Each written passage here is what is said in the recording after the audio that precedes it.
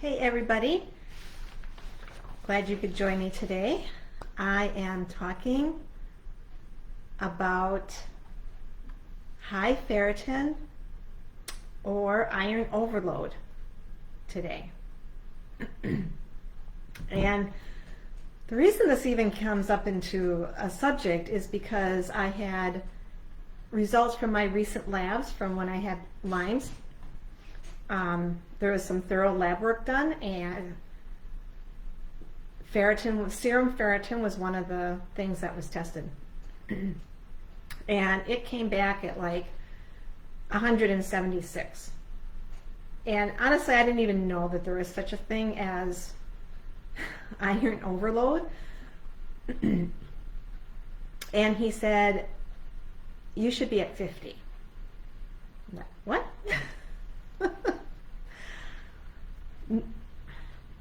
Labs, they have their normal ranges as 200 to 300. So typically for women, they would consider 200 to be like the max. And for men, maybe 300.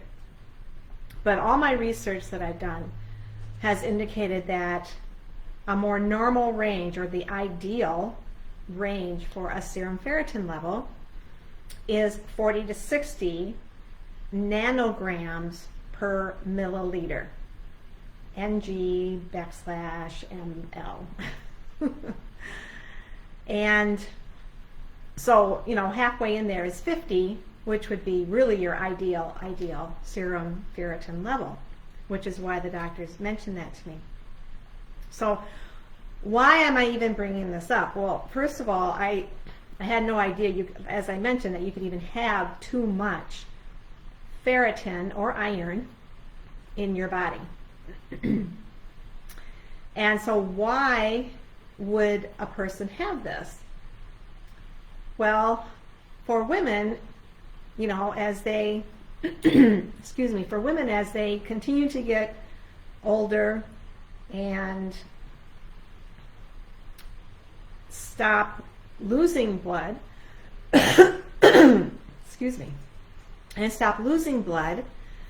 then the body continues to accumulate it and increase these levels. So when I say non-menstruating women, I'm referring to older women. So, and adult men, it can happen, you could start accumulating ferritin levels as well. There's also a hereditary disease called hemochromatosis, where it is just a genetic thing that your body can accumulate higher levels of iron. And it doesn't matter what age you are. So that's something to be considered too. I mean, if you happen to have one of those. So why is this dangerous? Why is having too much ferritin, serum ferritin, which by the way is different from a hemoglobin level. Ferritin, a serum ferritin result measures the protein that stores iron inside your cells. And it can be all different kinds of cells.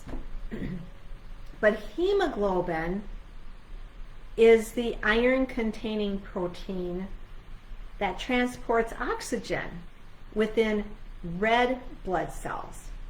So just because your hemoglobin is fine doesn't mean your ferritin level is fine, and vice versa. So again, why is this dangerous?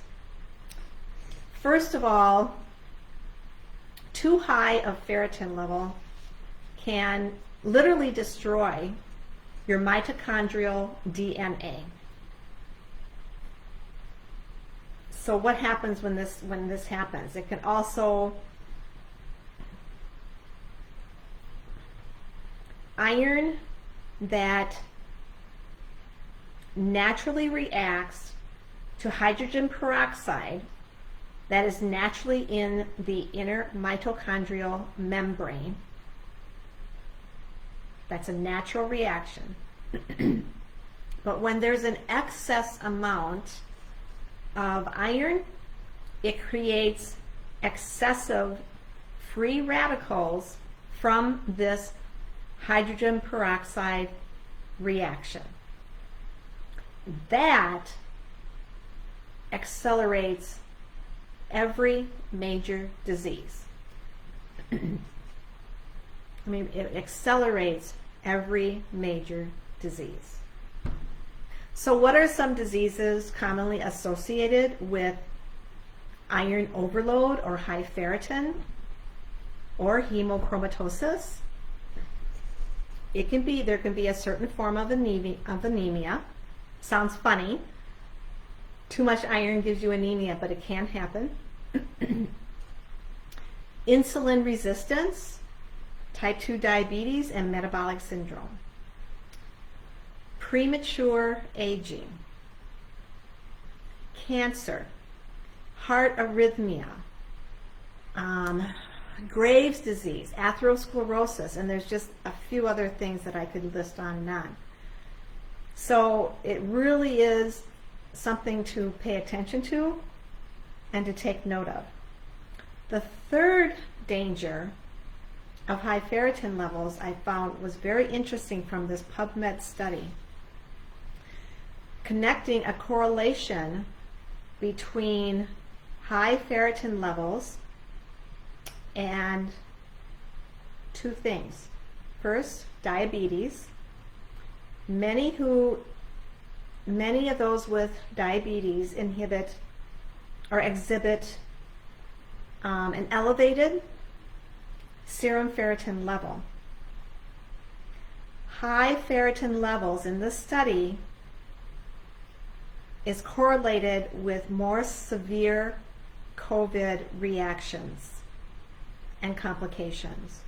So anybody with diabetes and high serum ferritin levels are at a higher probability to experience serious COVID complications. So something to really seriously consider and to think about. So we know what it is. We know why it's dangerous, but what can be done about it? Okay. So first of all, there is a drug that is said to be natural that might be the go-to for some, for typical Western doctors. And it is called Deparoxamine. I'm not sure I'm pronouncing that right, but Deparoxamine. But it also has a list of side effects that comes along with it, such as injection site reaction, blurred vision, dizziness, ringing in your ears, flushing, itching or skin rash, numbness, or burning pain anywhere in your body, not just at the injection site. Diarrhea, nausea, upset stomach, reddish colored urine. Now, and I don't know how often this has to be given, and I would think it would have to be a repeated thing because your body's going to continue to accumulate. It's not just a one-time thing. So those might be things you would experience repeatedly if that's the route you choose. Other things that you can do. Iron-rich foods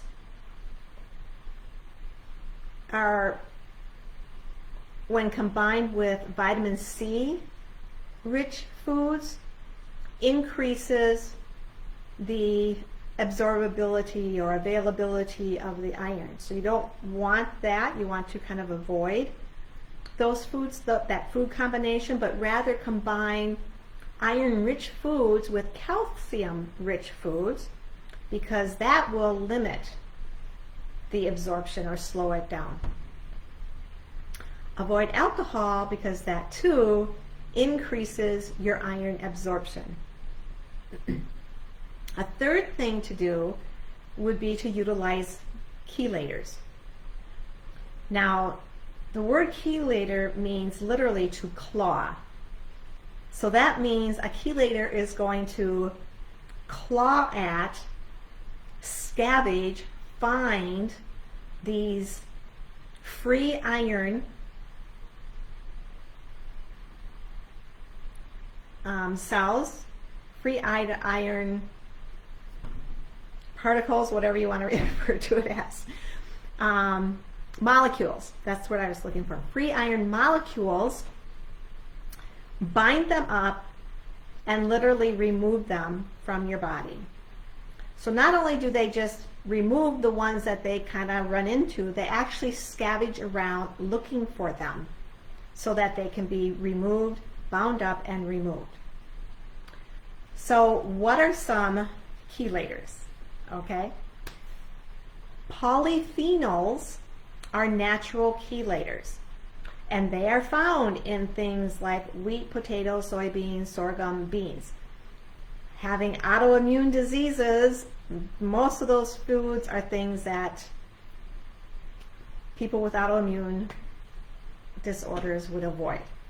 Okay? Green tea is another thing that has polyphenols in it, one in particular called EGCG. It's actually a phytopolyphenol. Grapeseed extract is another one chocked full of polyphenols. Flavonoids is a type of polyphenol. So what are some flavonoids? You probably have heard of quercetin. That's like a great flavonoid, wonderful for scavenging iron. Not all polyphenols, not all flavonoids are good for chelating iron. Everything has their specific thing that they target. These things that I'm mentioning are specific for scavenging and removing iron. There was a study done, and it included essential oils in it, and I thought it was interesting because there are 3 essential oils that were specifically mentioned along with these other things that I mentioned. Oregano was like a top iron chelating oil, and I wonder why, because it is really super high in quercetin. And not only is it great for chelating iron, but of course it's an excellent antioxidant. It actually penetrates the blood-brain barrier so that it's a protection of neuronal death. And it has great, as I mentioned, great properties for chelating. The second essential oil that was mentioned in that study was basil, and the third one is thyme. Both of those have oxidative and chelating properties. And the last thing that was mentioned was ginger, both red and white types of ginger, both having chelating ability, scavenging, and iron reducing activity. Now, the last thing I'm going to mention for a chelator is turmeric. And turmeric contains curcumin. Curcumin is what gives turmeric that yellow, that beautiful yellow coloring, and that gets all over everything if you spill it. But it is the active ingredient in turmeric, and it has, iron chelation is its inherent property. Not only does it chelate from the bloodstream, but it also chelates from the cells. So plus there. It also increases glutathione function by 20%. And if you aren't familiar with what glutathione is, go Google it, because it's a very, very important thing, especially with the liver. Okay? And if your liver isn't doing well, chelating, sometimes it has to do with this iron. too much iron, too much ferritin, too much serum ferritin can also contribute to liver disease. So it is really, really important. The thing with turmeric, though, is that